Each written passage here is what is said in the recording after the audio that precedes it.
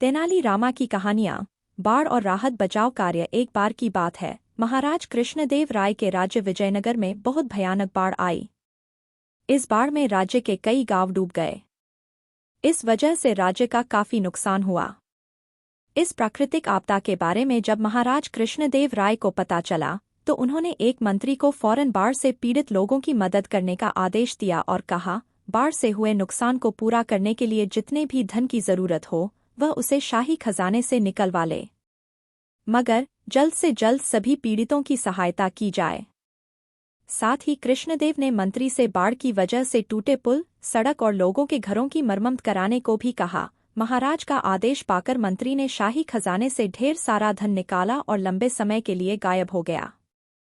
काफी समय तक मंत्री के दिखाई न देने पर महाराज और अन्य दरबारियों को लगा कि मंत्री बाढ़ पीड़ितों की मदद करने में जुटा होगा, इस वजह से वह इतने दिन से दिखाई नहीं दिया। मगर तेनालीराम को मंत्री का लंबे समय तक गायब होना हजम नहीं हुआ।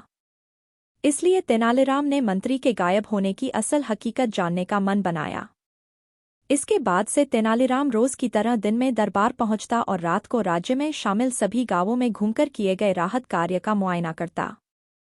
कुछ हफ्तों के बाद एक दिन मंत्री जी दरबार में हाजिर हुए और गांव में किए गए अपने काम को महाराज कृष्णदेव के सामने बढ़ा चढ़ाकर बताने लगे।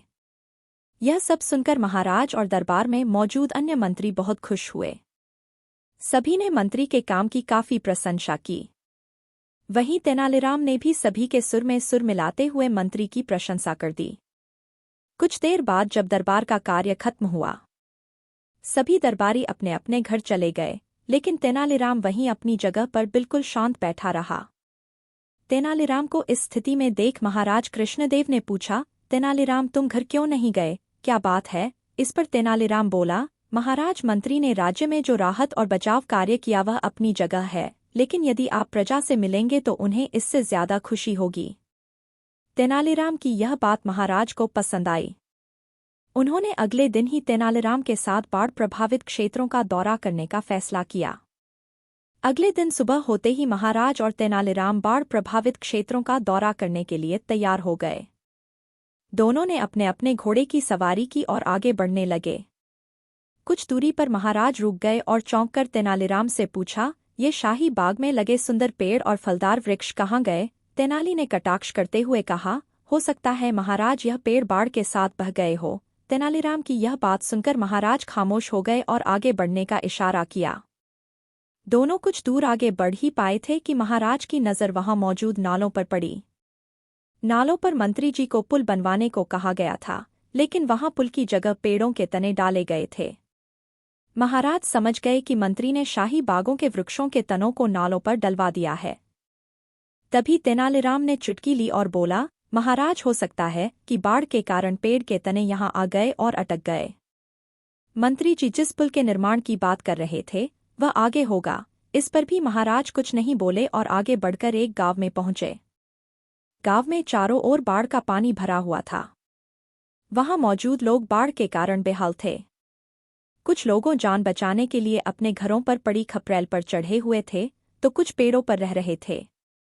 यह नजारा देख तेनालीराम बोला, देखिए महाराज, मंत्री ने इन लोगों को पेड़ों और घर की छतों पर चढ़ा दिया है ताकि भविष्य में भी इन्हें बाढ़ से कोई नुकसान न पहुंचे। अब महाराज कृष्णदेव राय के सब्र का बांध टूट गया और वह गुस्सा से तिलमिला उठे।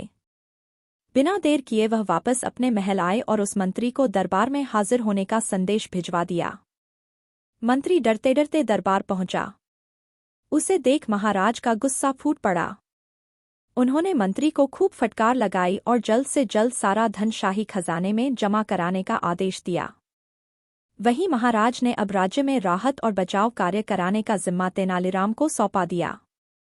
साथ ही उसे धन के हिसाब किताब का भी काम दिया और मंत्री किनारे मुंह लटकाए खड़ा रहा। कहानी से सीख। बच्चों, इस कहानी से हमें यह सीख मिलती है कि जब कोई आप पर भरोसा करके कोई बड़ी जिम्मेदारी दे तो आप पूरी ईमानदारी और निष्ठा से उस काम को करें, ताकि उसका विश्वास आप पर हमेशा बना रहे।